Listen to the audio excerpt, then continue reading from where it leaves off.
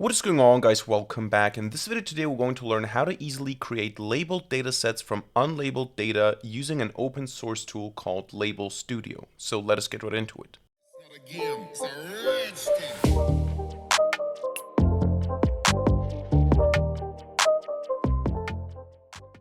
Alright, so we're going to take a look at Label Studio in this video today, which is a tool that allows us to easily create labeled datasets from unlabeled data. Now, oftentimes in machine learning and data science projects, it's going to be the case that we don't have the data that we're looking for, that we need to manually annotate or manually label the data that we have in order to train our models. And for this, you want to use a tool that makes it easy to do that. You don't want to do it manually and in a very tedious way in the command line or by just typing JSON files or CSV files. You want to do it quickly and efficiently, or maybe you want to hire people that do that and you want to provide them with tools to do that efficiently and quickly. And for this, you can use something like Label Studio, which is an open source tool. Now, for this video today, I have a bunch of examples collected here from Google, Kaggle, or different sources, and these represent 5 different use cases or 5 different unlabeled data sets that we can label easily with Label Studio. They're just going to be our examples today. And one very simple one is this CSV file here, the sentiment analysis CSV file. We can open it in NeoVim. And what you see here is we basically just have text, and this text we could say has some sentiment to it. It's either positive, negative, neutral. Maybe we're uncertain about it, and we don't have the label here. So we don't have a label here telling us that this is a negative one or that something else here is a positive one. We don't have the ground truth, so to say. I, as a human, have to look at this and determine, is this positive, negative, neutral, am I uncertain, or whatever I want to allow here. So that is unlabeled data. Another example would be images of cats and dogs. I have here some samples. These are just images of cats and dogs, but without the corresponding label. So it's just file 28, file 29, and so on. But we don't have any label. Is this a cat or is this a dog? Same goes for the street view images here. We have some street view images. This is an object detection task. For example, let's say we want to detect cars and houses. For example, one task would be to recognize this here is a house, but also that the house is located here, not just that the image has a house, but that the house is located at a specific location. Same here, we could choose to label this that way, but we don't have any labels yet. We don't have any bounding boxes yet or anything like this. Same goes for this document. I have an image of a document here. This would be an OCR task. What exactly is the information in this document? And this document is unlabeled. It's just an image. I don't have any text value. I don't have any numbers here. This is just pixels. And then finally, we also have this examples JSON file or intense JSON file where we have a user asking something. So for example, asking for the price of 5 laptops, asking for the price of 6 chairs, or asking for the weather today, or asking for a stock price of Apple.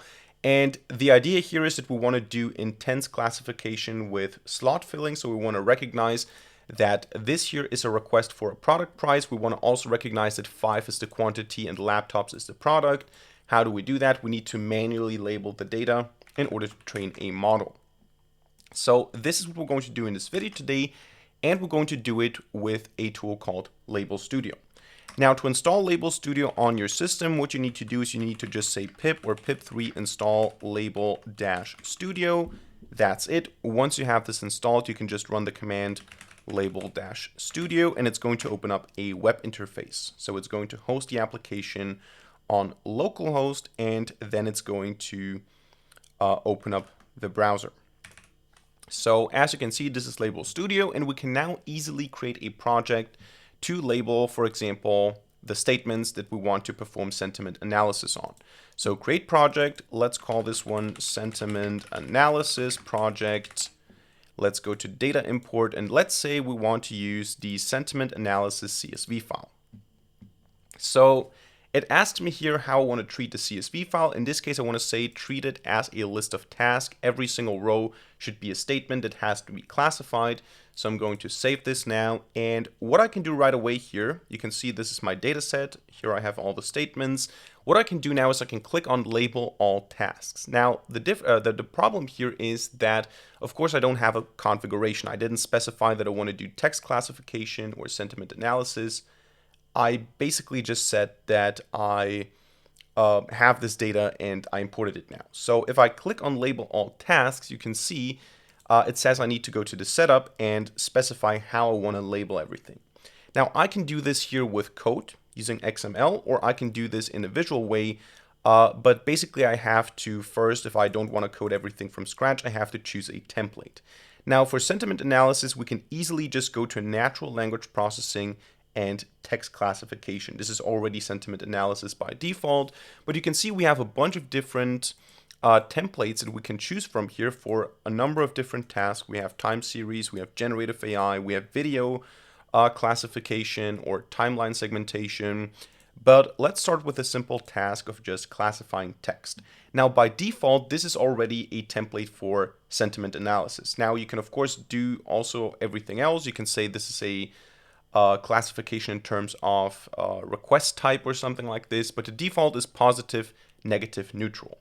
We can also add easily new ones by, for example, saying uncertain, add, and now I have 4 options to choose from.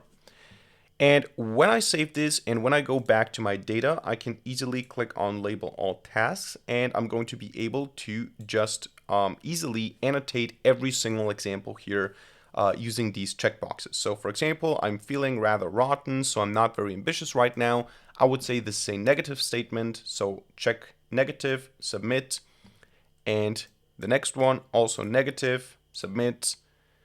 I never make her separate from me because I don't ever want her to feel like I'm ashamed with her. I would say that's either neutral or uncertain. And then we have something like this, slightly more optimistic. Let's say this is positive, submit. And of course, you can also skip if you want to. The important thing is once you're done with the labeling, you have your labeled data set and you can easily export it by specifying the type. In this case, let's say we want to have a CSV file and just saying this is my output.csv file. Save this, and now what I have is I have this CSV file. Let's open it with a text editor. And what you can see here now is this is maybe not the best view to do that. Maybe let's open this in vertical split. We have the unnamed column, we have the annotation ID, annotator, created at. You can also drop these columns in pandas if you want to, but the important thing is you have the sentiment and the text. So we have negative and the text, negative and the text, uncertain and the text, positive and the text. So we have now a labeled data set. We can drop everything else. We can just use these 2 columns here because before we only had text. This time we only have we have a lot of stuff, but we can also just focus on sentiment and text, and we have a labeled data set. And the good thing is I don't need to constantly, copy the lines or go to the original CSV file and type negative, positive, and so on. I can just do this with a graphical user interface very easily. Now for this particular task, it's not too much of a difference because we're just, typing negative, positive. Okay, that wouldn't be too much effort. But for other tasks, it can be quite tedious. So let's say, for example, actually for this one, it's also not too difficult, but let's say we have a cats docs classification. And let's say for our data import, we're going to use the samples folder. Now, for some reason, I tried this already. For some reason, they are ordered in a way where all the cats come first and all the dogs come later on. I'm not sure why this is. Maybe it's because of the metadata, because of some timestamp in the creation, or maybe it already does some clustering to make things easier. I'm not sure about that. But when I go to the config here again, when I go to templates and to computer vision, I can go to image classification and I can remove these classes here. I can say I want to have cat or dog. And basically I can leave everything else to be the same. I can go back to my data set, label all tasks, and for some reason, again, I don't know why all the cats come first. Maybe this is because I used a labeled data set and I combined it into a folder, but it still doesn't have the class labels actually. So what I would do here is I would just say cat, next, and so on. And usually, of course, in a default case, you would have cats and dogs mixed together all the time. In this case, now I have to skip all the cats if I want to get to the dogs. I think this is because of some metadata, but maybe it also does some clustering. I'm not sure. So now this would be a dog, submit. This would be a dog, submit, and so on. That would be the task here. And then once I'm done with that, again, export. And I would get whatever format I want. I can just export this and I would have the label cat dog. Now, these are the simple tasks, I would say. The other ones are not difficult in Label Studio, but if you were to do them in, let's say, in raw JSON files and raw CSV files, I would say they're a little bit more difficult to do. For example, the object detection in images. Let's say I want to do object detection project here, data import. Let's go with our Street View images. Let's pick a couple of them like these. And let's save. Let's go to the setup. Let's say I want to use computer vision, and this time I want to use object detection with bounding boxes.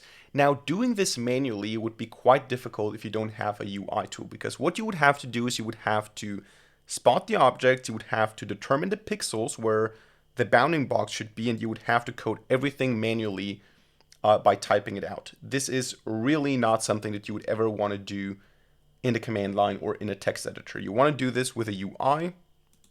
And we're going to do it by saying we want to classify or detect cars, houses, and actually let's say this is it. Save this, go back to the project, label all tasks, and here now already I have my first image. How would I now say that this is a house? Very easily, I click on houses and I just drag a bounding box around it. Now it's labeled, submit. Next one, I don't have anything here, submit. Don't have anything here, submit, submit, submit. Now, oh, there's a car. So I would have to say car.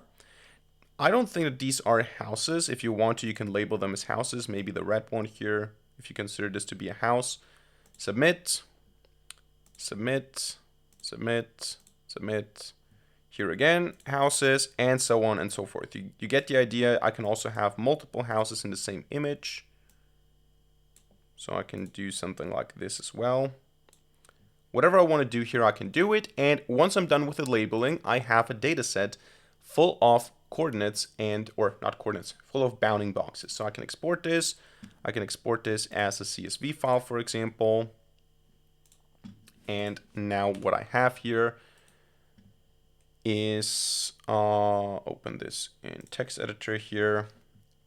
Again, not the best view, but what you can see here is we have the label, and the label is basically X and Y coordinates, width and height. So basically it gives us the bounding box, and it also refers to the image. So I can get the image path and I can get the bounding box, and all of this can be processed easily by doing some pre-processing or post-processing, whatever you want to call it, and then feeding it into a machine learning model. That's not too difficult. Now I closed my directory here. That's not too difficult, but the labeling would be quite tedious if you don't do it in this way, or if you don't do it with some graphical user interface tool. Now, I think it gets even, or actually not necessarily even more tricky, but it also is quite tricky to do OCR. So let's go and do OCR. Data import, let's import our image, the document JPEG. If I do that, how would I do OCR? I would again go to label, go to setup, browse templates, and here computer vision, optical character recognition. And here I can even distinguish if I want to between text and handwriting. By the way, you can always look at the code if you're interested in what is happening behind the scenes here. but in this case now I'm going to save, I'm going to go to OCR, and I'm going to say label all tasks. And in this case here, what I would do is either I'm interested in everything, or I can just say, for example, this is text, and I would have to specify, okay, what kind of text is this? This is 8 hours labor, wash, and stain. There you go. I have my data, I have a bounding box, and I have a text. So if you train a model on OCR for custom documents or something, that is also quite useful.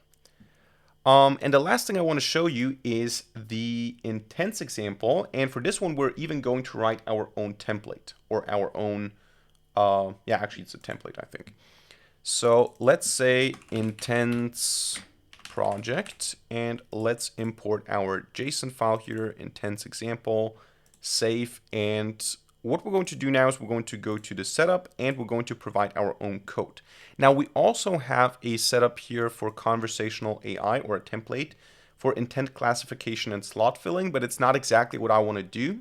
It doesn't fit my task exactly.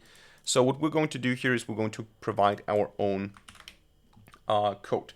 And I'm not going to type it out, I'm going to copy paste it, but I'm going to explain it briefly. It's not too difficult. We have the entity slot, and we have the message, and we have the intent. So basically we can choose between what exactly is it that we're filling, or what exactly is the named entity that we're recognizing. So for example, in the intent, or in the message where we have 5 laptops, quantity would be 5, laptops would be product. So I have these labels to choose from here. I have the message that I'm displaying. This is just text. So I can go to visual. You can see I have the quantity, product, stock ticker, and day that I can choose from here. And I also have the intent classification. So I have labels here to mark them in the text. I have the text being displayed, and I have the choices. So basically checkboxes to say this is a stock price request, a product price request, or a weather request. By saving this now, I can go to my examples here. I can say label all tasks. And now what I can do here is I can do both. I can say, in this case, I have a product price request. The product is laptops, and the quantity is 5. Submit. Here I have products is equal to chairs, and quantity is equal to 6. And this is a product price request again. Here it's a weather request, and the day is today. Same thing, day is today, weather request. Then day is Thursday, weather request. Stock price is Apple, and this is a stock price request, and so on and so forth. And this can be super, super useful if, for example, you're training your own chatbot that works with intent classification and named entity recognition. This is super useful for labeling your own training data if you want to customize it for your workflow. This is super useful because otherwise what you would have to do is you would have to go to the text. Actually, let's maybe finish this, and then I can show you what the export looks like. So this is again stock price, stock ticker, MSFT, submit. And now what I can do is I can go to export. I can export this as a JSON file, and we can take a look at it. It's this one, open with new Vim. Okay, the formatting is not optimal, but what you can see here is, again, we have the ID, we have product price, we have, this is basically the intent, and then we also have start and end. This is basically at what position in the text does the word start and does the word end. The text is laptops, and the label for this text is product. So this is very useful because now you can go ahead and train your own customized named entity recognition model to recognize the products and the quantities in your specific use case. And of course, this is a very generic example, but you can have anything you like with any label you like, with any intent you like. And this is just super useful to combine with your intents classification or named entity recognition procedure that you already have. And of course, as I said, you have a number of different other things that you can do. So let's call this other. If I just, let's import some random data here. We have a bunch of other templates that we can use. We can use audio stuff. We can use conversational AI. We can rank and score. And you can also, again, as I said, customize your own templates. But this is just a very nice open source tool that you can run locally to classify, to recognize stuff, to basically label your data, to create your own data sets from unlabeled data. So that's it for today's video. I hope you enjoyed it and hope you learned something. If so, let me know by hitting the like button and leaving a comment in the comment section down below. And of course, don't forget to subscribe to this channel and hit the notification bell to not miss a single future video for free. Other than that, thank you much for watching. See you in the next video and bye.